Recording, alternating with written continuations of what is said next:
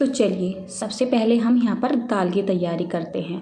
दाल को बनाने के लिए मैं दाल के सभी डब्बे यहाँ पे लेके आ गई हूँ, साथ में कुकर भी लेके आ गई हूँ। लंच का टाइम होता है ना, तो काम थोड़ा सा जल्दी जल्दी करना पड़ता है। उसके बाद हम यहाँ पर एक बर्तन यानी बाउल वगैरह ले लेते हैं और इसमें दाल को डाल लेंगे।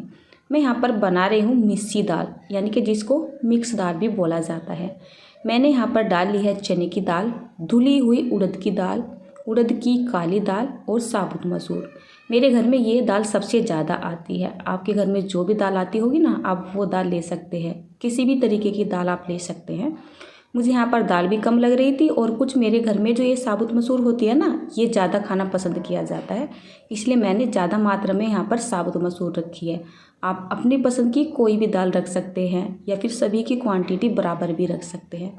अब हमें इसमें पानी डाल देना है और पानी डाल के कम से कम इसको 5 से 6 बार धो लेना है, जब तक इसके ऊपर का ये वाइट पानी ख़त्म नहीं हो जाता है। मैं सिंक के पास जाके इसको धो के लेके आ गई हूँ और यहाँ पर देखिए आपको बिल्कुल दाल ये ट्रांसपेरेंट दिखाई दे रही है। राधे राधे और सुबह की नमस्ते दोस्तों। वैसे तो ये व्लॉग है दोपहर का, तो आज मैं आपके साथ शेयर करने जा रही हूँ अपना दोपहर का व्लॉग, यानी कि आज मैं आपके साथ ना लंच शेयर करने जा रही हूँ और एक ऐसी दाल की रेसिपी शेयर करूँगी आपके साथ जो कि खाने में ना बिल्कुल लाजवाब लगती है, बहुत ही ज़्यादा टेस्टी लगती है। साथ में मैं आपके साथ ये भी शेयर करूँगी कि मैं जैसे गाँव में रहती हूँ तो मेरा जो रूटीन है ना वो किस तरीके का रहता है। खाना बनाने के साथ साथ और भी थोड़े से काम करने होते हैं ना, तो वो भी मैं आपके साथ शेयर करूँगी।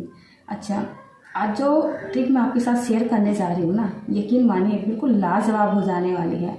जो दाल बनाऊंगी तरीका तो बिल्कुल सिंपल होगा, लेकिन उसमें जो टेस्ट है ना बिल्कुल यूनिक होगा। किसी ढाबा पे, किसी होटल पे, किसी रेस्टोरेंट पे कहीं भी मिलने वाला नहीं है वो टेस्ट होगा। ऐसा बोल सकते हो ये मेरी प्रैक्टिकल रेसिपी है। मतलब अब प्रैक्टिकल नहीं किया मैंने बहुत पहले से प्रैक्टिकल कर लिया था और इस तरीके से मैं दाल अपने घर में बहुत बार बना चुकी हूँ। खाने में ना लाजवाब लगती है। और इस दाल को हम बनाएंगे बिना लहसुन, बिना प्याज, बिना गरम मसाला, बिना किसी झंझट के। तो चलिए इस दाल को या फिर इस रूटीन को शुरू करते हैं। उसके बाद मैंने यहाँ पर ये चावल ले लिए हैं, तो घर में खाए जाते हैं बासमती के चावल। इनको भी अच्छे से धो लेना है। क्वांटिटी आप अपने हिसाब से या फिर अपनी रिक्वायर के हिसाब से देखिएगा कि आपके घर में कितनी चीज़ें लगती हैं। चावल को भी अच्छे से 4-5 बार पानी में धो लेना है, जब तक इसका वाइट पानी निकल नहीं जाता है, और इसमें पानी डाल के भिगो के रख देना है। तो लगभग में मुझे यहाँ पर रखे हुए इन्हें 10 मिनट हो चुके थे, मतलब इतना ही मुझे टाइम मिला था। अगर आपको ज़्यादा टाइम मिलता है तो आप ज़्यादा टाइम के लिए भी रख सकते हैं, और नहीं मिलता है तो साथ के साथ भी इस काम को कर सकते हैं। बस चावल को रख दीजिएगा 10-15 मिनट के लिए। उसके बाद सुबह का नाश्ता बनाने के बाद जो किचन काउंटर है ना, इस पर बहुत ज़्यादा भीड़ भाड़ हो जाती है। मतलब जैसे बच्चे दूध वगैरह पीते हैं, मैं सुबह को रोटियां यानी लंच बनाती हूँ ना, तो वो इकट्ठा हो जाता है सामान। तो लंच बनाने से पहले मुझे यहाँ पर ये सभी सफाई करना ज़्यादा अच्छा लगता है, क्योंकि भीड़ भड़ाका मुझे बिल्कुल भी पसंद नहीं है। तो मैंने यहाँ पर किचन काउंटर को कर लिया है साफ, गैस को कर दिया है ऑन, और यहाँ पर कुकर रख दिया है। इस दाल को डाल लेंगे। मेरे घर में थोड़ी सी सेमी थिक दाल खाई जाती है, तो मैं यहाँ पर कम से कम 5-5.5 गुना पानी डालती हूँ। आप दाल के अंदर 6 से 7 गुना तक पानी भी डाल सकते हैं, यानी कि आप जिस तरीके की दाल खाना पसंद करते हैं। सबसे पहले मैंने यहाँ पर डाला है इसमें हींग। यही कोई 3-4 चुटकी के करीब मेरे घर में खाया जाता है, या तो कैच का हींग या फिर MDH का। तीसरा ब्रांड मैंने आज तक भी इस्तेमाल नहीं किया है। मसाला दानी में ख़त्म हो रखी है हल्दी, तो मैं हल्दी को भी रिफ़िल कर लेती हूँ। वैसे तो मुझे इस मसाला दानी को साफ़ करना था, बट अभी टाइम नहीं है, तो थोड़ा सा मैं इसको ऐसे ही रख देती हूँ, और जब टाइम मिलेगा तब साफ़ करूँगी। दाल के अंदर डाल देते हैं थोड़े से मसाले। जैसे मैंने पहले हींग डाला है ना, उसके बाद थोड़ी सी हल्दी, नमक और मिर्च डाला है। आप देखिएगा मैंने यहाँ पर 5वां मसाला कोई भी नहीं डाला है, ना यहाँ पे घी डाला है, ना ही तेल वगैरह डाला है। कुकर का ढक्कन लगाएंगे और इसमें कम से कम 3 से 4 सीटी आ जाने देंगे। तो मैं फटाफट से ये सामान भी यहाँ से हटा देती हूँ, और इस मसाला दाने को भी वापस से जो है सेट करके रख देती हूँ। इसको मुझे धोना है ना, जब टाइम मिलेगा जब धो लूँगी, फ़िलहाल अभी बिल्कुल भी टाइम नहीं था। तैयारी कर दी है मैंने चावल की। दूसरा गैस स्टोव मैंने चला दिया, यानी चूल्हा चला दिया है, तो ट्रांसफ़र कर दिया है मैंने कुकर को वहाँ पे, और यहाँ पे चावल का पानी रख दिया है। चावल का पानी हमें अच्छे से खोल जाने देना है, मतलब जब तक इसमें अच्छा सा ना एक उबाल सा ना आने लगे, जब तक इसको अच्छे से पका लेना है। और जब इसमें आपको इस तरीके से उबाल आता नज़र आने लगेगा ना, हमारी भाषा में तो उसको एक खद्दा बोला जाता है, इस तरीके से आने लगेगा ना, तब हमें इसमें चावल डालने हैं। यहाँ पर देखिए जो कुकर है उसने भी अपना काम कर दिया है, यानी इसने भी सीटी लगाना शुरू कर दिया है। काम में मुझे जल्दी बहुत ज़्यादा होती है, खाना बनाते वक्त मेरे हाथ पैर बहुत ज़्यादा जलते हैं, चाहे तो तेल के छींटे लगे, गर्म पानी के छींटे लगे, मैं गरम गरम प्लेट वगैरह को उतार लूँ। यहाँ पर ये मैंने चावल को डाल दिया है और कुकर में लग चुकी है अब 3 सीटी। अब मैं गैस को ऑफ कर देती हूँ और इसका पूरा प्रेशर ठंडा हो जाने देती हूँ। चलिए चावल का ध्यान करते हैं। देखिए चावल जो है ना, भीगे हुए चावल थे, लगभग में 15 मिनट मैंने चावल को भिगो ही दिया था, टाइम मिल गया था इतना, तो वो अच्छे से भीग चुके थे, फूल चुके थे, तो यहाँ पे इनको बनने में टाइम नहीं लगेगा। अच्छा आप एक बात देखिए, अगर चावल बनाते वक्त इस तरीके के झाग आते हैं ना, तो उसको आपको उतार देना चाहिए। पता है क्या होता है, अगर आप इस तरीके से झाग नहीं उतारते ना, तो चावल का कलर अच्छा नहीं आता है, दूसरे चावल ना अच्छे खिले खिले नहीं बनते हैं। तो ये झाग उतार दीजिएगा और चावल बनाने शुरू कर दीजिएगा। थोड़ा सा मुझे यहाँ पर टाइम मिल गया है, 3-4 मिनट का भी चावल बनने में लगेंगे 3-4 मिनट। तो हम यहाँ पर लगा लेते हैं आटा। आज मैं बनाने जा रही हूँ अपने लंच में मलाई पराठा, जो कि खाने में बहुत पसंद आता है सभी को, यानी टेस्टी भी बहुत ज़्यादा लगता है। उसके लिए मैंने यहाँ पर गेहूँ का आटा लिया है और इसको छान लिया है, इसमें टेस्ट के हिसाब से फिर हल्का सा नमक लगा लिया है। उसके बाद इस आटे को गूँथा जाता है दूध में। तो दूध अगर आपके पास नहीं है तब यहाँ पर आधा दूध आधा पानी भी ले सकते हैं, या सीधा पानी भी ले सकते हैं। मैं दूध को फ्रिज से निकाल के लेके आई थी ना, तो इसका टेम्परेचर बहुत ज़्यादा ठंडा हो रहा था। इसमें मैंने थोड़ा सा चावल का पानी डाल दिया है और ये हल्का सा गुनगुना हो चुका है। अब हम इसमें थोड़ा थोड़ा करके दूध को डालेंगे और यहाँ पर इसका एक सेमी थिक डो लगा के तैयार करेंगे। इसका आटा ना हमें ज़्यादा टाइट नहीं लगाना है और ज़्यादा सॉफ्ट नहीं लगाना है, नहीं तो क्या होता है ना, पराठों में लेयर बनानी होती है तो वो लेयर अच्छे से बनती नहीं है। अगर ज़्यादा थिक लग जाता है तो वो बेलने में दिक्कत करते हैं, और ज़्यादा सॉफ्ट लग जाता है तो वो अच्छे से सेक नहीं लेते हैं। तो हमें यहाँ पर ऐसा लगाना है जैसे एकदम सेमी थिक होता है, या फिर हम जैसे पूरी का आटा लगाते हैं ना, हल्का सा टाइट, इस तरीके से लगाना है। चलिए अच्छे से इकट्ठा भी हो चुका है और ये बढ़िया से तैयार भी हो चुका है, यानी कि 4-5 मिनट के लिए मैंने इसको अच्छे से मसल के तैयार कर लिया है। अब हम इसे कम से कम 15 से 20 मिनट के लिए साइड में छोड़ देते हैं, क्योंकि हल्की सी ठंडी मौसम आ गई है ना, तो आटा थोड़ा सा देरी से ही तैयार होता है। यहाँ पर चावल देखिए अच्छे से तैयार हो रहे हैं। जब चावल बन जाते हैं यानी कि अच्छे से पक जाते हैं ना, तो ये इस तरीके से फूल के थोड़ा सा ऊपर को आने लगते हैं, तो इनका ना पानी निकाल लेते हैं। और एक साइड में मैंने कुकर भी उतार के रख दिया है, क्योंकि जो दाल है ना वो भी बन के बिल्कुल तैयार हो चुकी है। तो चलिए पानी निकाल देते हैं चावल का। वैसे मैं तो क्या करती हूँ, इस भगोने के ऊपर प्लेट रख के और बस पानी निकाल देती हूँ जाके सिंक में, बट यहाँ पे रेसिपी में शूट कर रही थी, आपको दिखाना भी था, तो मैंने इस तरीके की इस छलनी का इस्तेमाल किया है और पानी के अंदर से ये चावल निकाल के बस एक बर्तन में निकाल लिए हैं। देखिए बिल्कुल खिले खिले चावल बन रहे हैं। मेरे घर में ना बिल्कुल सिंपल खाना पसंद किया जाता है, ऐसा नहीं कि इसमें तड़का लगाया जाए, जीरा डाला जाए, गरम मसाला डाला जाए, वो बिल्कुल भी पसंद नहीं किया जाता है। मैं अक्सर अपने घर में सिंपल खाना बनाती हूँ। दाल देखिए, दाल भी बिल्कुल हमारी परफेक्ट बन के तैयार हो चुकी है। तो हमारे घर में कुछ इसी तरीके की दाल खाई जाती है, हल्की सी मतलब थिक ही खाई जाती है, बहुत ज़्यादा पतली नहीं खाई जाती है। अब आता है दाल को टेस्टी बनाने का जो है पॉइंट। तो मैं क्या करती हूँ, यहाँ पर आज मैं बना रही हूँ ना तंदूरी दाल, मैंने तो इसको तंदूरी दाल का ही नाम दिया है, आप कुछ भी दे सकते हो। तो इसमें तड़का लगाने के लिए मैंने यहाँ पर ये मिट्टी का दिया आता है उसका इस्तेमाल किया है। और आप देख रहे हैं ना ये काला हो रहा है, क्योंकि मैं इससे बहुत ज़्यादा काम लेती हूँ, इस पर बहुत बार छौंक लगाती हूँ। बहुत सारी मेरी रेसिपी ऐसी है जिसमें इसके बिना काम ही नहीं चलता है, यानी इसमें छौंक लगा लगा के बिल्कुल काला हो चुका है और ये मजबूत भी हो चुका है। ऐसा नहीं है कि जैसे हमने इसको आँच के ऊपर रखा, अब मिट्टी का है ना तो ये पटक गया, अभी कई बार तड़का लगाने की वजह से बहुत मजबूत हो चुका है। तो मैं इसको बिल्कुल बेफिक्र होकर गैस स्टोव पे चढ़ा देती हूँ। तो चलिए जब तक ये हमारा दिया अच्छे से गर्म होगा ना, हम यहाँ पर आटे को देख लेते हैं। एक तरफ देख इसमें आग लग रही है, क्योंकि ना चिकना हो रखा था।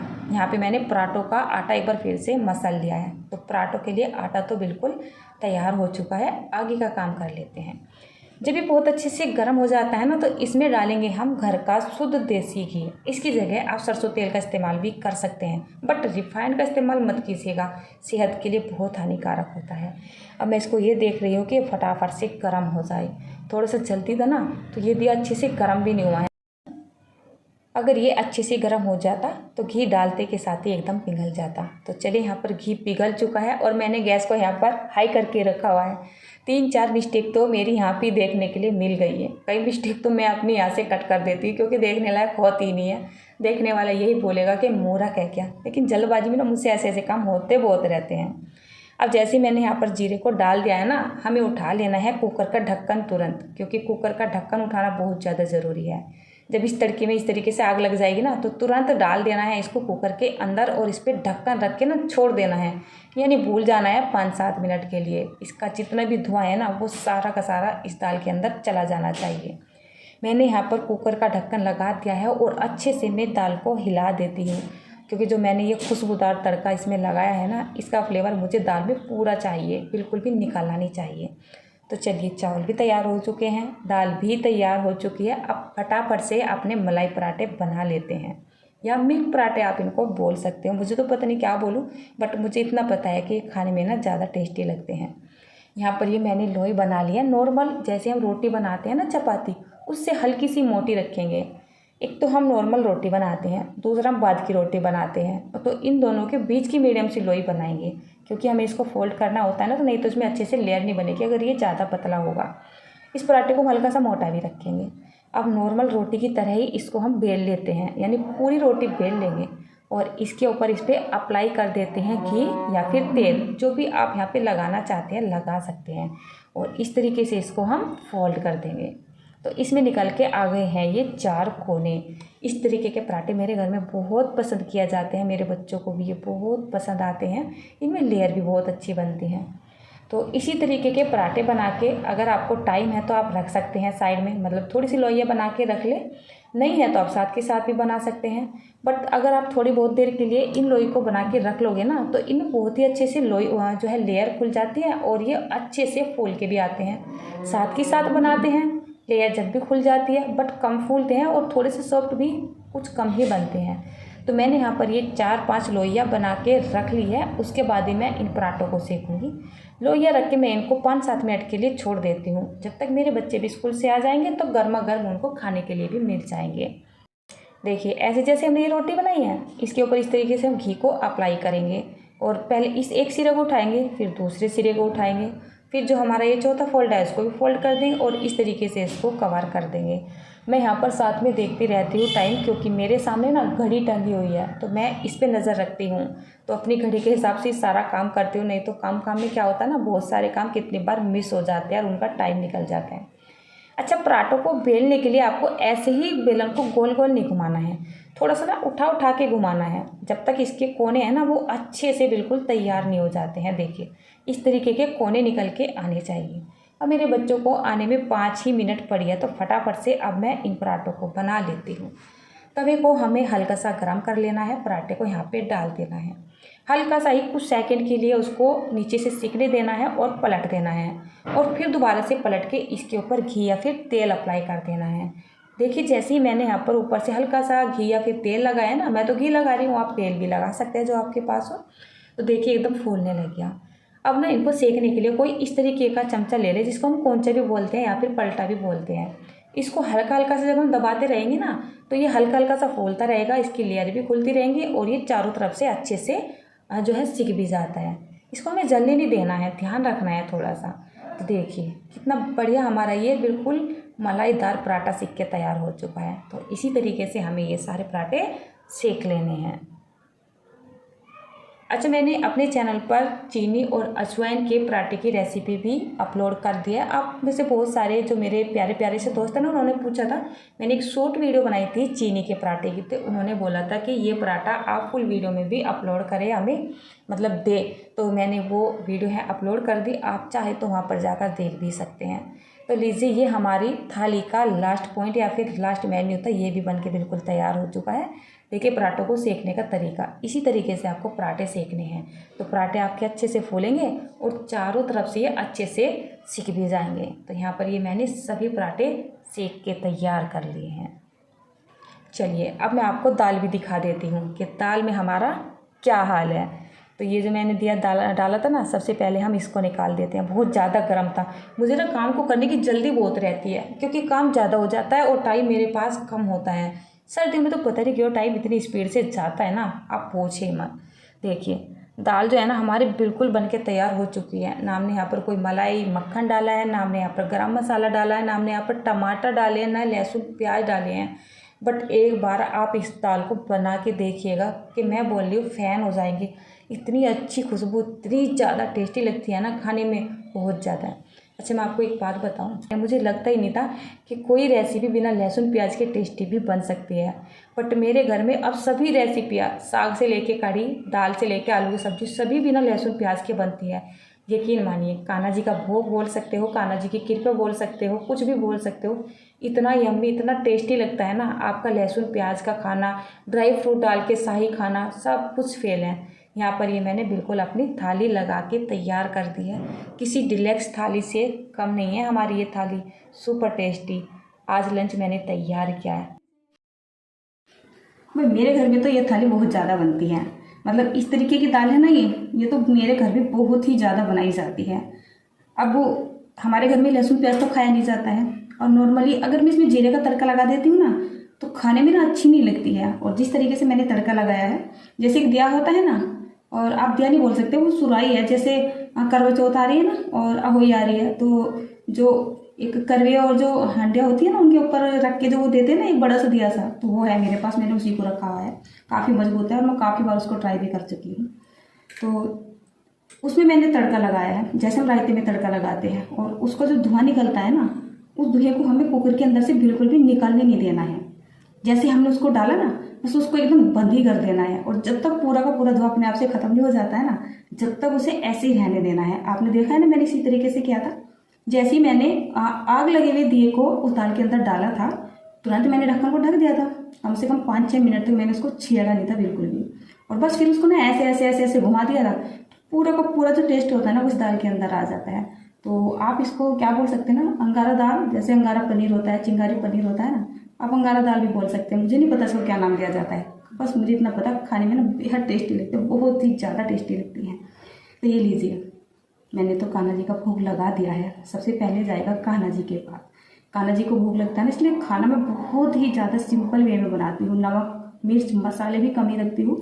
लहसुन प्याज बिल्कुल अवॉइड करा हुआ है, मतलब 5-6 महीने से बिल्कुल भी खा ही नहीं रहे हैं। तो मैं तो देती हूँ कान्हा जी को, और आप भी करिए एंजॉय। अपने घर में इस दाल को बना के ज़रूर देखिएगा, खाने में कैसी लगी तो आप मुझे कमेंट करके ज़रूर बताइएगा।